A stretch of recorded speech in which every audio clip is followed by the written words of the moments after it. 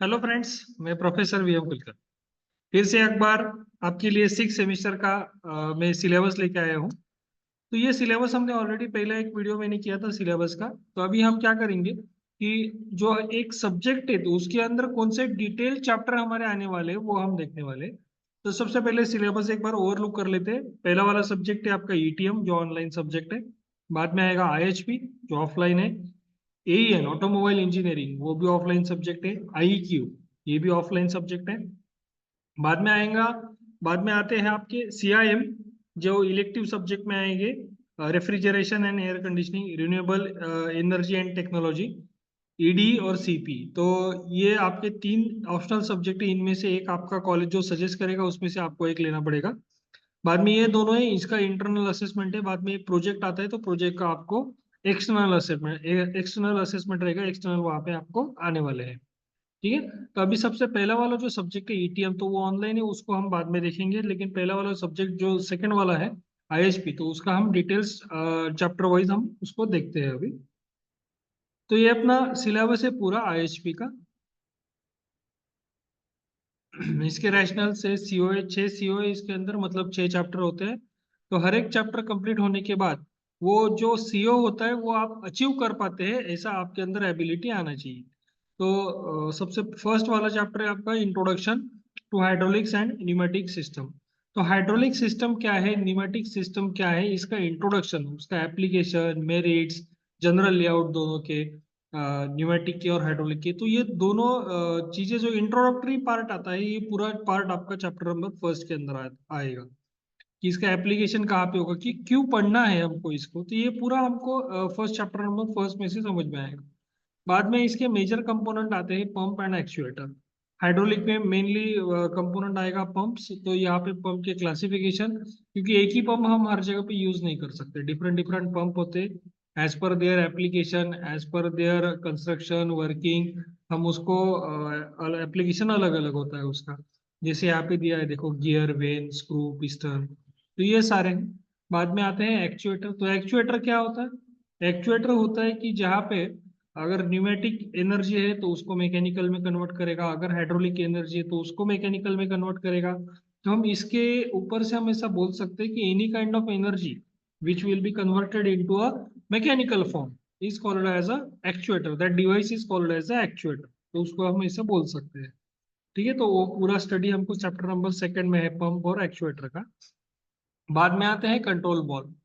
तो जहाँ पे कंट्रोल वॉल यूज कर रहे हैं तो कंट्रोल वॉल क्या होता है कि आपको प्रेशर कंट्रोल करना है आपको फ्लो कंट्रोल करना है आपको डायरेक्शन कंट्रोल करना है कि किस डायरेक्शन से वो जाना चाहिए।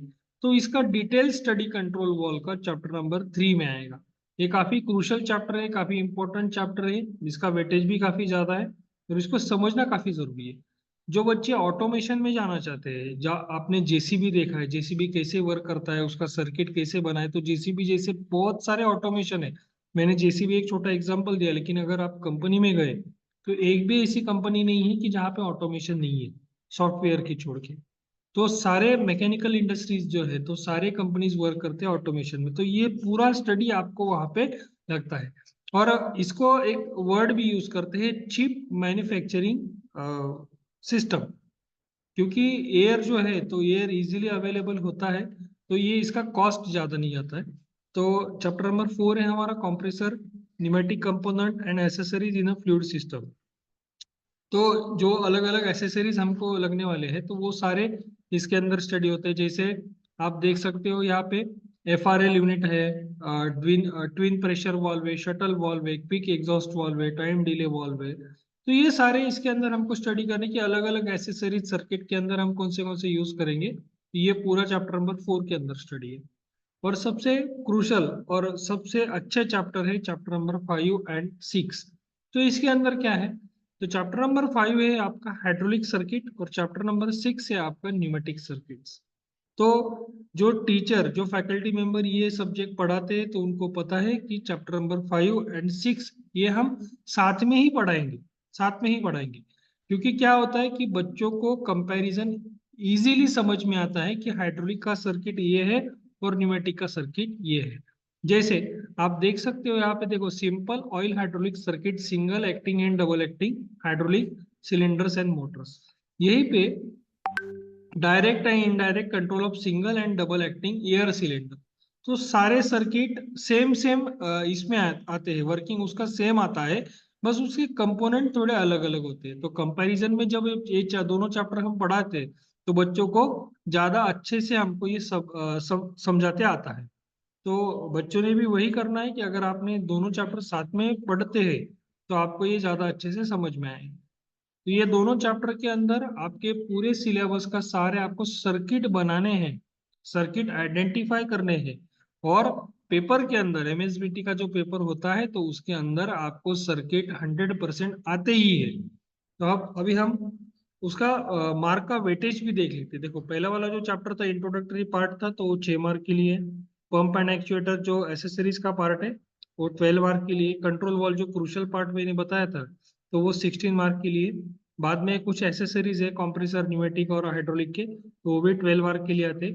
और दोनों सर्किट जो है ना, दोनों सर्किट 24 मार्क के लिए आएंगे, हाइड्रोलिक और pneumatic circuit total. I think दोनों मिला के आपको 26 या 27 सर्किट है। तो उसमें से कुछ ऐसे सर्किट है कि वो हर बार पूछे ही जाते हैं। तो सर्किट आइडेंटिफिकेशन आपका कब होता है, जब आप ये पूरे सिलेबस जो है ना अच्छे से स्टडी करते हैं, तभी जाके आपको ये दोनों चैप्टर अच्छे से समझ में आते हैं। तो मैं मेरे अगले वाले वीडियोस में आपको डिटेलिंग इसका बताऊंगा ही कि अलग अलग चैप्टर कैसे कैसे होंगे, इसका सिलेबस कैसा होगा, और एक एक टॉपिक में आपको अच्छे से यहाँ पे समझाऊंगा भी, और सर्किट भी आपको मैं समझा के दूंगा। ठीक है। So thank you very much for watching my videos. Like कीजिए, शेयर कीजिए और सब्सक्राइब कीजिए। बहुत सारे वीडियोस बच्चे देखते हैं लेकिन सब्सक्राइब क्यों नहीं करते वो मुझे पता नहीं चलता। तो मैं रिक्वेस्ट करता हूँ सारे बच्चों से कि प्लीज आप सब्सक्राइब कीजिए। और मैं ऐसे एक ही सब्जेक्ट का नहीं, सारे सब्जेक्ट का आपको देने वाला हूँ डिटेलिंग।